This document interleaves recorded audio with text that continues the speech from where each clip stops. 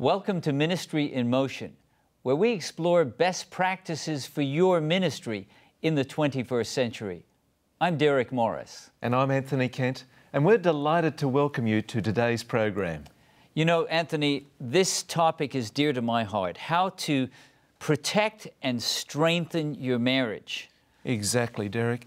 You know, for those of us who are married, marriage is such an integral part of our life and such a valuable, it's not just aspect of our life, it is our life. You know, I didn't do that well early in my ministry, so I know that the counsel that we'll receive from Dr. Willie Oliver and his wife Elaine, they're directors of family ministries for the World Church of the Seventh-day Adventist Church, will be very practical, whether we're talking to full-time pastors or lay leaders. Oh, it sounds like a fascinating program, Derek. I'm looking forward to it. And I am too, and I'm glad you joined us for Ministry in Motion today. We're talking about how to protect and strengthen your marriage. You know, sometimes we can abuse our marriage in the name of Jesus. And that's something Jesus never wanted us to do. So I'm glad you joined us as we talk about how to protect and strengthen your marriage in ministry. Stay with us. We'll be right back.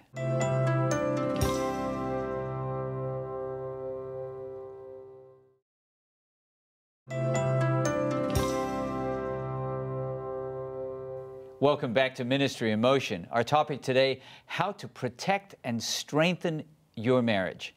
Our guests, Dr. Willie Oliver and his wife, Elaine Oliver, welcome. Thank you. Now, you're directors of family ministries for the World Church of the Seventh-day Adventist Church. How did you get to that position where you're passionate about caring for families? Well, you know, I've always been passionate about families. Even as a boy, I used to have these conversations with my dad, who was a pastor. Is that right? And I was always interested in family, and I've spent most of my career in ministry doing family ministries. The last 15 years as director for the North American Seventh-day Adventist Church. Yeah. Yes. I just happened to marry a pastor who was very interested in family. But no, seriously, I have always been very interested in family. I grew up in a non-traditional family, meaning I was raised by a single mom and my grandmother.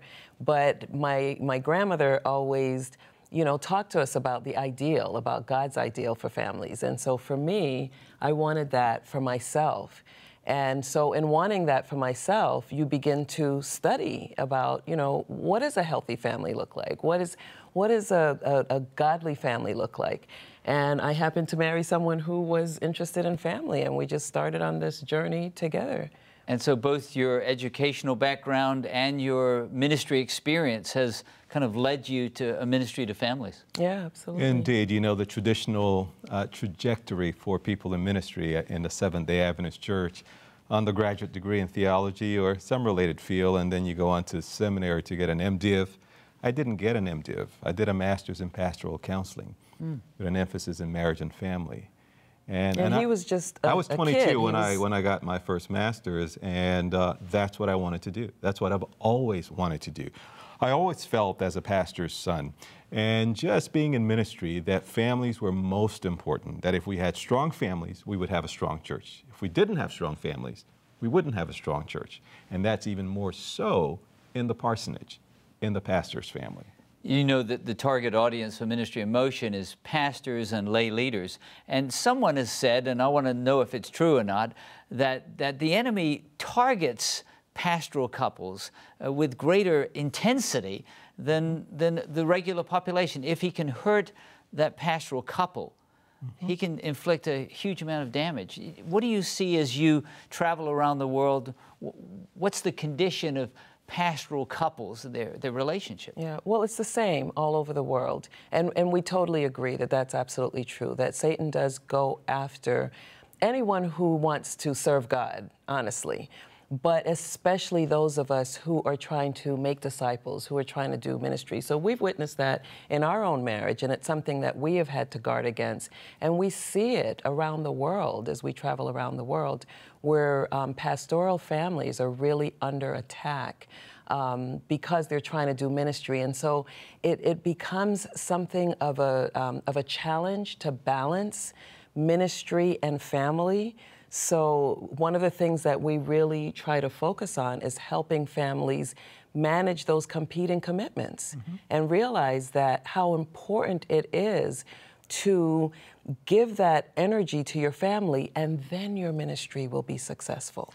The reality is we haven't always worked together in ministry to families. We've done that for the last 16 or 17 years when we came to North America and now at the World Church. But the reality is when we started working together, whenever we were getting ready to present about families, invariably Satan would bring up some issue for us to get into it. And it took us a little while to recognize and to be intentional about being careful and doing exactly what Peter says, be sober, be vigilant, because your adversary, the devil, is like a roaring lion, seeking whom he may devour, and especially those who are leaders in ministry. Pastors, lay leaders, individuals who are leading people to Christ and who are the pillars of the church. If Satan can destroy the pillars of the church, and nothing can destroy people as much or as easily as their family relationships. I'd like to share a personal story, if I may. Sure, absolutely. And maybe someone will connect with it. But I went into the ministry, I was fired up for God, wanted to share the good news about Jesus. And I was unaware of the fact that I was abandoning my wife. We had a little baby, so she's now there with a little baby, and I'm out doing God's work. Right. And really, if I have the courage to say it, I'm passively abusing my wife by just abandoning her. Right. About 6 years into our marriage, my wife wrote me a letter.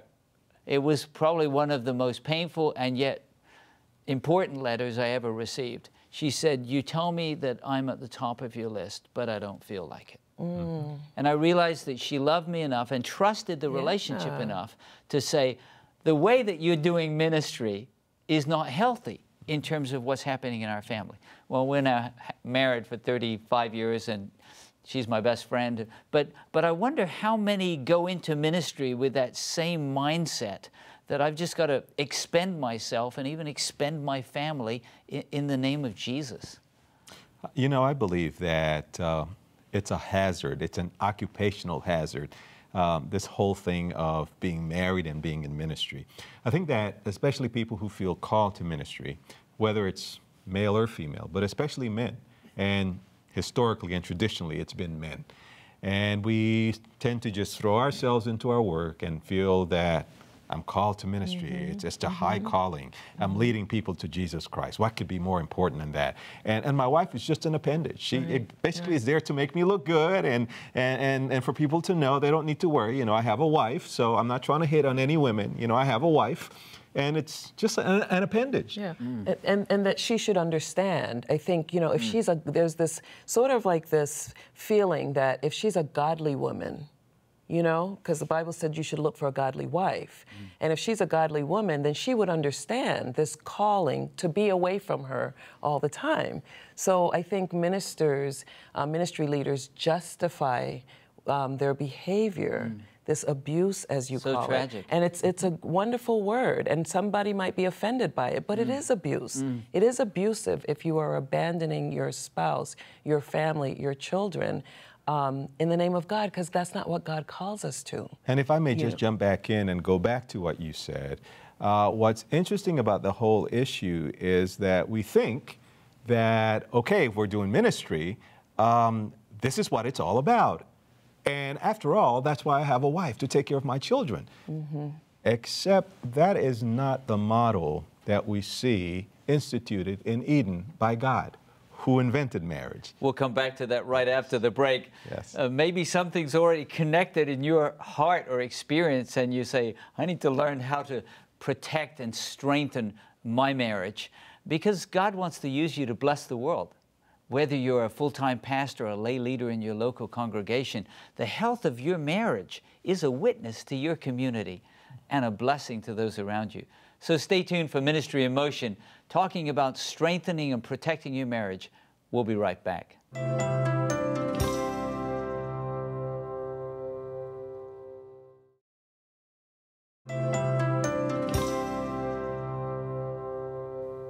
Welcome back to Ministry in Motion. Our topic today, dear to my heart, how to protect and strengthen your marriage. Our guests, Willie and Elaine Oliver.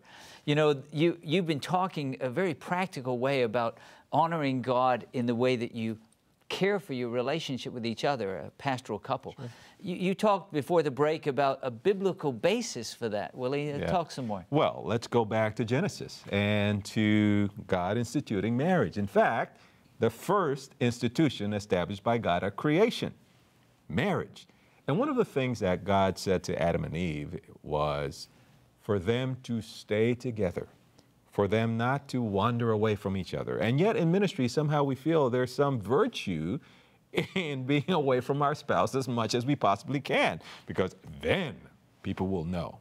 Whoever like our sincerity or something? Yes. That we are completely devoted to God. And yet, that devotion to God needs to pay attention to God's directive, which is don't leave your spouse. Right. You know, stay together. And while it's true that as we do ministry, there will be times that we need to be apart, that we need to be intentional about staying connected, even if not physically, connected emotionally and spiritually. And now we have cell phones and all kinds of ways of staying connected. You know, I had an experience early in my ministry. Remember I said I was kind of abandoning my wife? Yeah. I had an experience, this is before cell phones. Sure. And I would go out and then I could do this visit and I would get home late and she didn't know where I was I alive or dead? My wife was an emergency room nurse at that time. And one time she would work just once or twice a month to stay current in her skills. Something happened. Someone came in at the last minute before shift change, and she was like 45 minutes late. And I was pacing the floor, and I was stressed out, and I was sure that something had happened to her. And I didn't realize until that moment that she felt like that all the time. Indeed. Yeah. Indeed. Yeah, learning to be sensitive to that. Yeah. Yes. Yeah. And as pastors, you know, we do that all the time. Even after church, you know, we just talk to everyone, and our spouse is just waiting.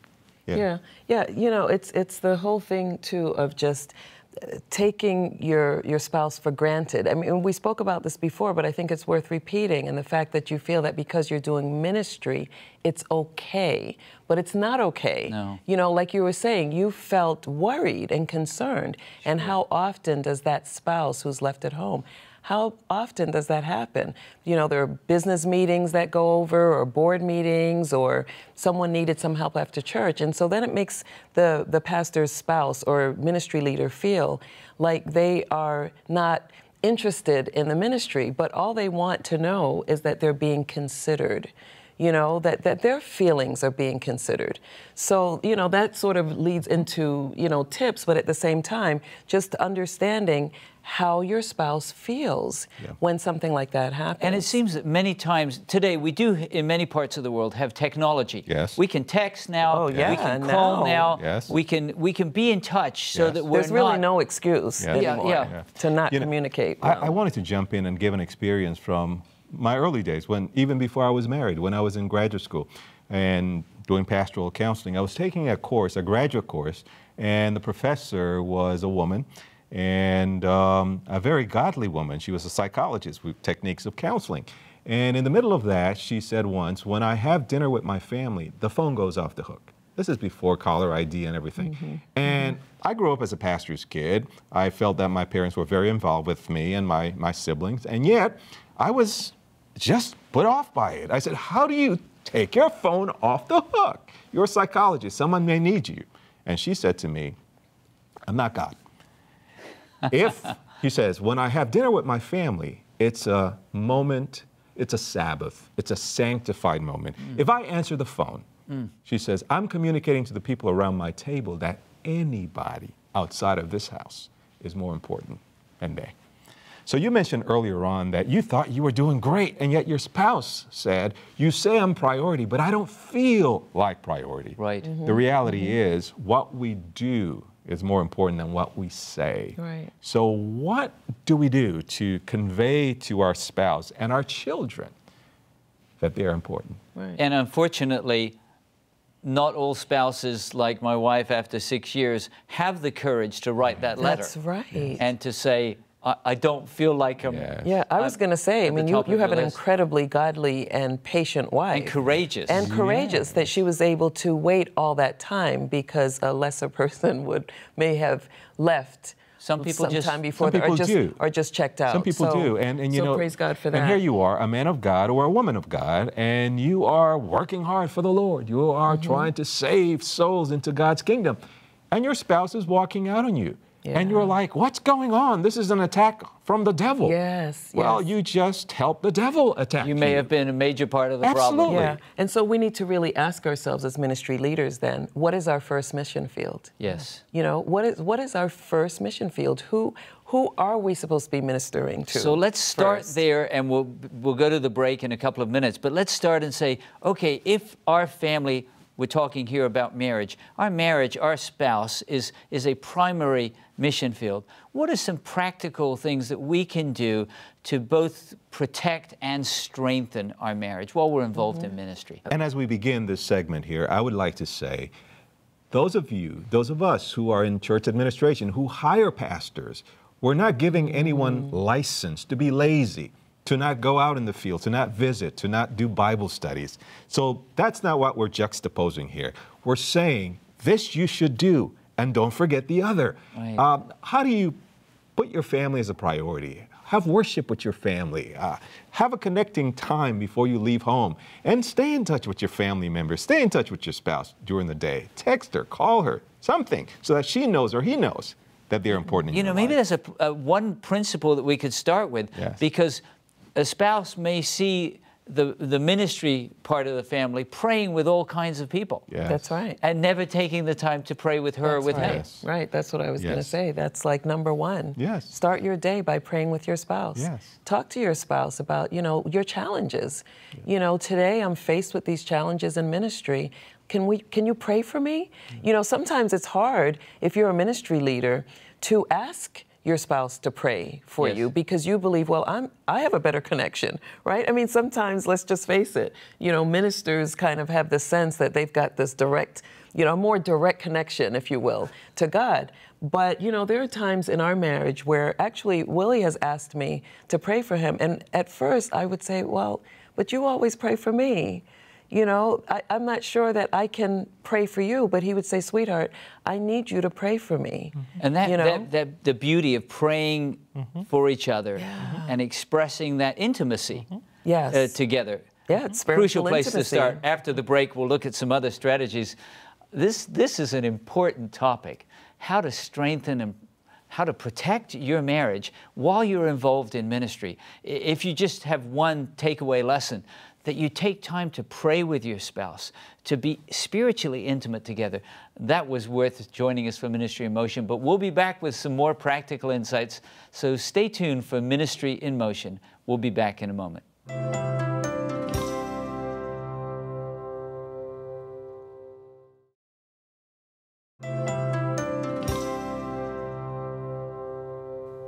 Welcome back to Ministry in Motion.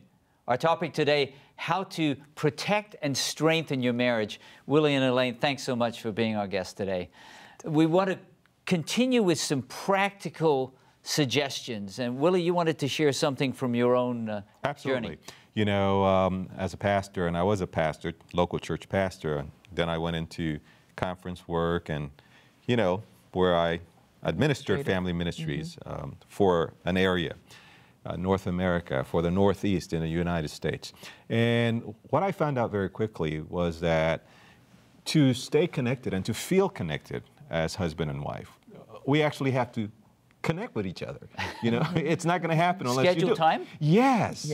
Schedule time to be together. Elaine and I, early in our marriage, we established a date night. And one of the reasons people have such a great time when they're dating is because they're dating. They're going out. They're doing stuff together. Yes, they spend time together. So it's important to have a night, an evening that's yours, where you can go out with your spouse and just be together and laugh and eat together and do things together and stay in touch. If you're traveling, stay in touch. When I started traveling for ministry, one of my cardinal rules as a husband was I would never allow a day to go by without being in touch with Elaine.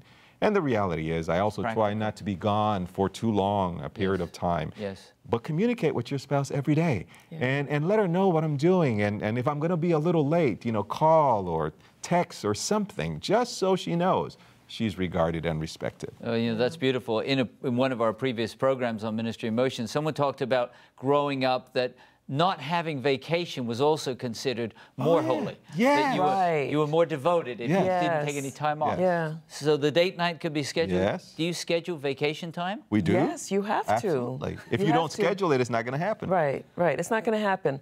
And I love the word that you keep using. You keep saying protecting and strengthening your marriage, because that's really what it's about, protecting your marriage, protecting your relationship, because otherwise there's so many other competing commitments. And I've used that word before, and I use it on purpose, because we're not saying it's either or.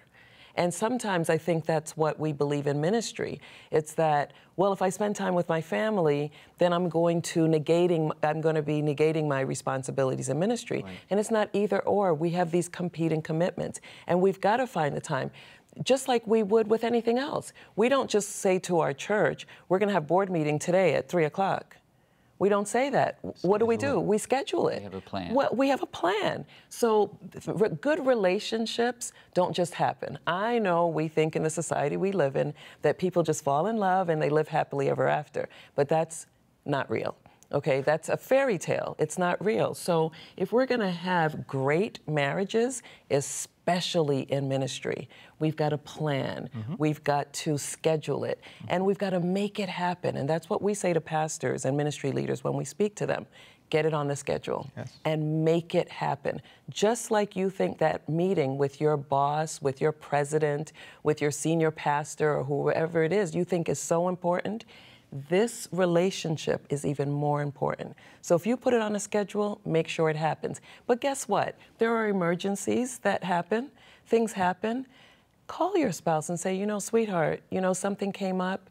I can't do it today, but can we do it tomorrow? Yes. Or can I do it in a few days? That's also sending a message. Yes. Yes, you are conveying to this person how important they are. You're protecting that relationship. You know, I want to come back to the protecting if I can. I just spent the last 4 days with a prominent leader, a Christian leader, and I noticed how this person was frequently speaking about his spouse, affirming his spouse in public, even being vulnerable about some checks that the spouse gave to keep him on the straight and narrow. Talk to me about that. You're involved in ministry. Sometimes you're so popular, everybody looks to you. How do you help protect the relationship? We call it protecting the boundaries of our relationship. So what you just said is exactly what needs to happen. When you are a prominent person and you're in the limelight up front in the pulpit or whatever, you just become an easy target. Yes. And so Willie said earlier, it's an occupational hazard of the work that we do, but especially men. And so talking about your spouse, you make it clear to someone, you know, I love my wife. You've been talking about your wife. It's clear you love your wife. You adore I raise my hand. your wife. Okay, so when people hear that, you become less of a target, right? Because you've now protected those boundaries. So I don't know if you want to say more, because I always say that my husband is my biggest fan. And so by the way he talks to me and the way I hear him talking to other people about me, I may not be the most beautiful, glamorous woman in the world. Oh, she is to me. But I certainly feel that way to him. So I always know that when he's out, I don't have to worry about it, because he has protected that boundary. He has protected our relationship. So I feel like I'm his movie star. Yes. Beautiful. In fact, you know, I was traveling once, and she was eating with some friends after church, and the husband said to her, do you know where Willie's gone again? And he's out in California. What if he meets Halle Berry? And Elaine said to Willie, I am Halle Berry. But that doesn't happen in a vacuum. Your spouse cannot guess that she or he need to tell her is important. Yes. We have to say that. We have to convey it in what we say and what we do. And it has to be a daily walk. It's just like being a Christian. If you're going to remain a pastor, you have to remain connected to Jesus. Yes. Every day with Jesus is sweeter than the day before. There's no plateau in marriage, and there's no plateau in relationship with Christ. We're either growing or we're dying, and we're not going to grow in marriage unless we're intentional of connecting with each other every day. You know, that is so practical. And not only does Elaine know that she's so precious to you, but other people know too. Indeed. We've learned some practical counsel in the moments we've had together today on Ministry in Motion. And Willie and Elaine, you have a website that would have some resources. We're going to link that on our ministryinmotion.tv website. So go to our website, ministryinmotion.tv. Lots of resources to protect and strengthen your marriage. Perhaps you have a question or some feedback for us. You can write to us, feedback@ministryinmotion.tv. I know I've been blessed today, and I pray that you have been blessed too, to protect and strengthen that most precious relationship of marriage. Join us again next time for Ministry in Motion. Until then, may God bless you in your ministry.